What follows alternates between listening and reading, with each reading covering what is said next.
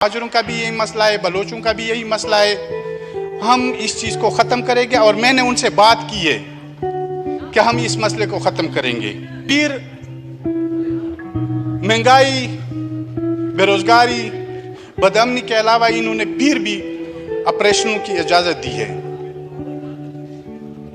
जैसे कि आपको मालूम है और आप लोगों ने इस पार्लियामेंट के फ्लोर पे कहा है कि जब इनसे मायदे करवाए जा रहे थे अफ़गानिस्तान में वफद भेज के, यहाँ पे पार्लियामेंट को, कौम को और ख़ुसूसन हमें यह भी मालूम हुआ है कि GHQ को भी एतमाद में नहीं लिया गया था।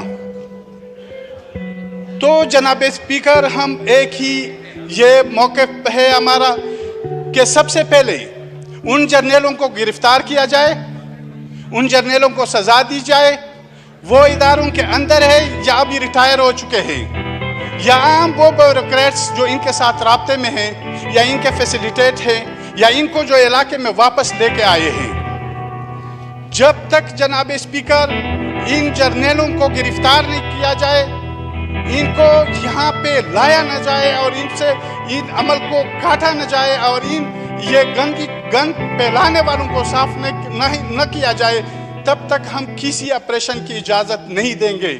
परसों वाना में ऑपरेशन किया। वाना में इन्होंने कैसे ऑपरेशन किया? जहाँ पे इनको इंटेलिजेंस बेसिस पे मालूमात थी, वहाँ पे जब ये चले गए तो उन्होंने इतना टाइम दे दिया कि वहाँ पे जो मौजूद उस घर के अंदर लोग थे वो भाग गए और दूसरे घर में घुस गए। जब वो दूसरे घरों में चले गए तो इन्होंने ऊपर से शेलिंग की उन दूसरे घरों को। उन बेचारों को तो पता ही नहीं था, उनके घर बर्बाद हो गए, उनके बंदूक को उठा के लेके गए और जो दहशतगर्द थे कुछ चले गए, भाग गए और कुछ को इन्होंने हला कर दिया। तो जनाब स्पीकर, फिर उसके बाद उन्होंने बहुत से इलाकों को यह कहा कि आप ये इलाके खाली करें, हम यहाँ पे ऑपरेशन कराना चाहते हैं। जब इलाका खाली होगा और आपके वहाँ पे पाले हुए लोग वो आपके लिए वहाँ पे ठहरेंगे, वहाँ पे रहेंगे, तो ये खौफ को एक सोचे समझे मंसूबे के तहत फैलाया जा रहा है। जनाब स्पीकर, मैं मौजूदा हुकूमत से यह अपील करूंगा, बल्कि दरख्वास्त करूंगा कि इस अमल को रोका जाए।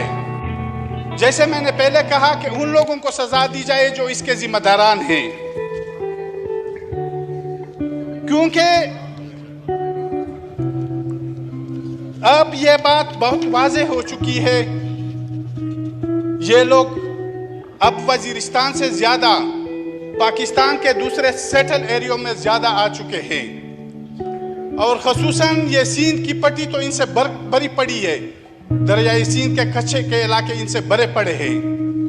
तो जनाब स्पीकर, पहले उन जर्नलों के खिलाफ कार्रवाई की जाए जो रिटायर है या हाज़िर सर्विस है, जो इनके पीछे है, इनको लाए गए हैं, इनको ये इलाके हवाले किए गए और एक सोचे समझे मंसूबे के तहत इस खौफ को फैलाया जा रहा है। यहाँ पे जब अफगानिस्तान में रिजीम चेंज हो गई, वहाँ पे अशरफ गनी की हुकूमत चली गई और तालिबान आ गए, तो यहाँ पे आपको पता है बहुत सी खुशियाँ, मिठाइयाँ, गुलामी की जंजीरें, ये बातें की गई।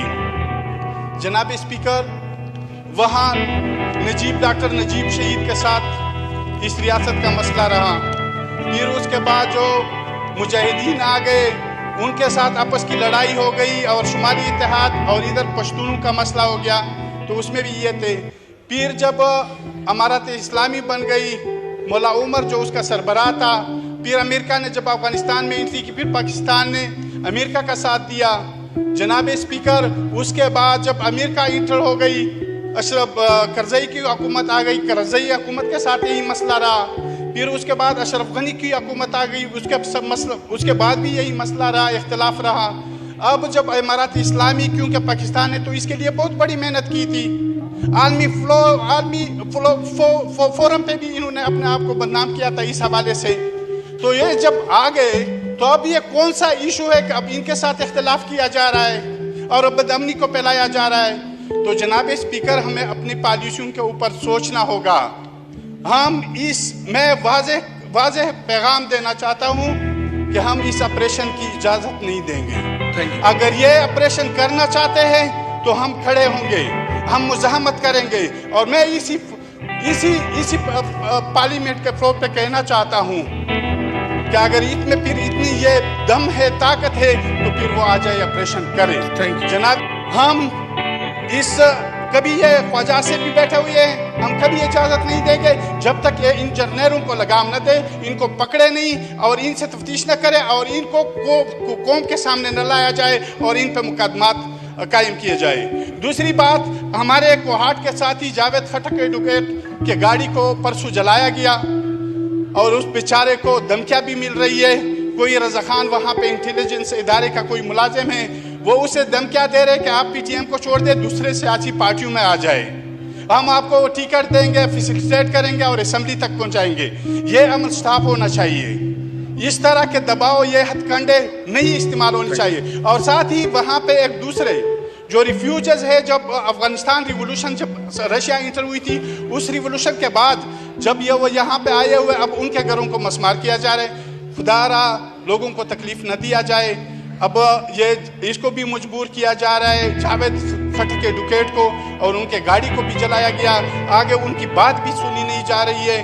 تو میری یہ ریکویسٹ ہے کہ اس پہ توجہ دی جائے. ساتھ ہی سیکورٹی کونسل کی جو انہوں نے منظوری دی ہے، اس کو بھی سٹاپ کیا جائے اور پہلے اپنے گن کو صاف کیا جائے.